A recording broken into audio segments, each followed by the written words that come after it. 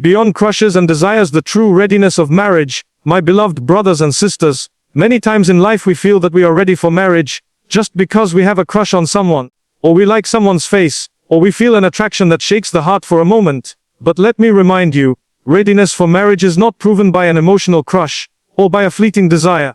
Rather, readiness for marriage is proven by patience, maturity, responsibility, and the ability to understand the temperament of another person, to forgive, to endure, and to build a home upon faith and good character. A crush may ignite quickly like fire, but fire also burns out quickly if it is not fueled with sincerity, sacrifice, and wisdom. Marriage, my brothers and sisters, is not about a temporary high of the heart. It is about a lifelong journey of loyalty, mercy, and patience. The Prophet Muhammad is our greatest example. He did not marry simply because of physical attraction. He married with wisdom, with purpose, with morality. His marriages were filled with lessons for humanity, compassion, sacrifice, loyalty, and care. When he married Khadija, she was older than him, but that union was built on trust, love, and mutual respect. He stood by her and she stood by him, through wealth and poverty, through ease and difficulty. That is marriage readiness. It is not about saying, I like her smile, I like his style, but it is about asking, am I patient enough to handle her moods? Am I humble enough to admit when I am wrong? Am I strong enough to forgive when I am hurt? Am I disciplined enough to sacrifice for the sake of my family? If you cannot answer yes, then you are not ready for marriage. Readiness for marriage requires you to mold your temperament. Many people want to marry, but they are not willing to change themselves. They are quick-tempered, easily angered, selfish in desires, unwilling to share, and yet they say, I want a wife, I want a husband. My beloved, marriage is not a playground of ego, it is a school of patience, sacrifice, and growth. You have to discipline yourself before marriage. You have to learn to say no to your whims. You have to learn to respect others. You have to learn to forgive, because if you do not prepare your character, your marriage will collapse. We live in a world today where attraction is everywhere. Social media shows faces, smiles, styles, and we think we are in love. But Islam teaches us that love is not just an attraction, it is a responsibility. A crush is cheap, but marriage is priceless. A crush can come and go, but a marriage demands loyalty until death.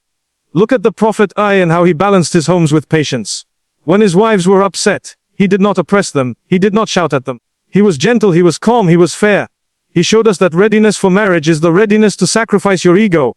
Dear brothers, many times your parents push you to marry early, or society makes you feel guilty if you are not married, but never forget, marriage is not about rushing. It is about preparing. You cannot marry simply because you feel lonely or because you desire someone. If you cannot control your anger, your jealousy, your selfishness, then how will you protect your spouse? And dear sisters, many times society pressures you as well. But remember that readiness for marriage is not about how beautiful you look, or how many compliments you get. It is about how patient you are, how merciful you are, and how willing you are to sacrifice. The Prophet praised the women who lived with patience, who bore difficulty with sabr, who supported their husbands in righteousness. These are the true queens of Islam. So the first key of readiness for marriage is patience. Without patience, every small problem will become a mountain. The second key is morality. Without good character, every smile will fade. And the third key is sacrifice. Without sacrifice, every attraction will turn into irritation. If you want to marry, prepare yourself in these three qualities. A crush will not save your marriage. Patience, morality, and sacrifice will save it. Marriage USF sacrifice maralutyn sibia. My brothers and sisters, once we understand that marriage readiness is not about crushes but about preparation, we must also understand what happens after marriage. Marriage is not a one-day event, it is a lifetime journey. A wedding is one day, but a marriage is every day, and every day requires sacrifice. The Quran tells us that Allah has placed love and mercy between husband and wife, but that love is not automatic. It grows through sacrifice. Mercy is not automatic. It grows through patience. Trust is not automatic. It grows through morality. In marriage, both husband and wife must sacrifice. It is not only the man or only the woman. Both must sacrifice their time, their ego, their desires for the sake of the family.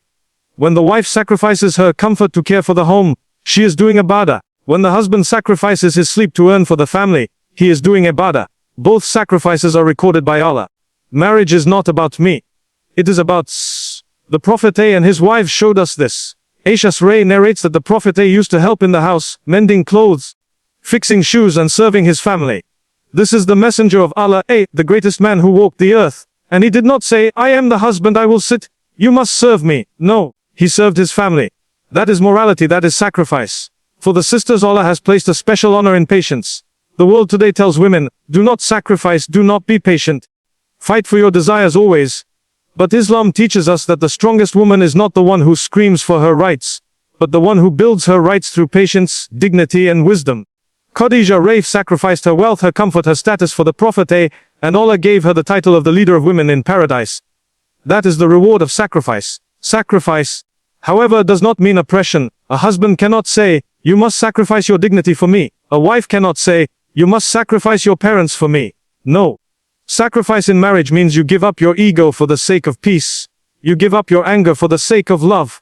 You give up your selfishness for the sake of mercy. That is why Allah describes the relationship of marriage as libas, clothing. You are a garment for each other, meaning you cover each other's faults. You protect each other's dignity. You beautify each other. You bring warmth to each other. That is marriage. Morality is the backbone of marriage. Without honesty, trust collapses.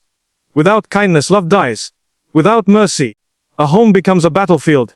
That is why the Prophet said, "The best of you are those who are best to their wives, and I am the best to my wives." He set the standard. If you want to know whether you are good in the eyes of Allah, look at how you treat your spouse. If you oppress your spouse, no matter how much you pray, you are failing in your marriage tests. My dear brothers and sisters, marriage will test you.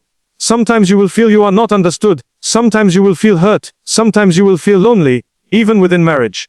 But that is the time for sabr. Sabr is not weakness. Sabr is strength. Sabr is not to remain silent in abuse. No, sabr is to respond with wisdom, with dignity, without breaking the home over small issues. The Prophet had disputes in his home. His wives became upset, but he did not destroy the marriage over it. He showed patience. He showed mercy. That is the path we must follow. In today's time, many marriages collapse because people are unwilling to sacrifice. Men say, "I cannot leave my bad habits." Women say, "I cannot sacrifice my desires." And soon the home breaks. But if you both fear Allah, if you both live with morality, if you both sacrifice for each other, then your marriage becomes a garden of peace. My beloved, let me end with this: marriage is not about perfection. There will be flaws, mistakes, ups and downs. But marriage is about patience, sacrifice and morality. Look at the Prophet. Look at Khadija's rate. Look at Aisha's rate. Look at Fatima's rate and Ali's rate. They all sacrificed, they all showed patience, and Allah made their marriages blessed. If you want your marriage to succeed, follow their path. Do not be fooled by crushes, by desires, by fleeting attractions. Prepare yourself with patience, morality and sacrifice, and then step into marriage with the fear of Allah. That is when your marriage will be filled with barakah.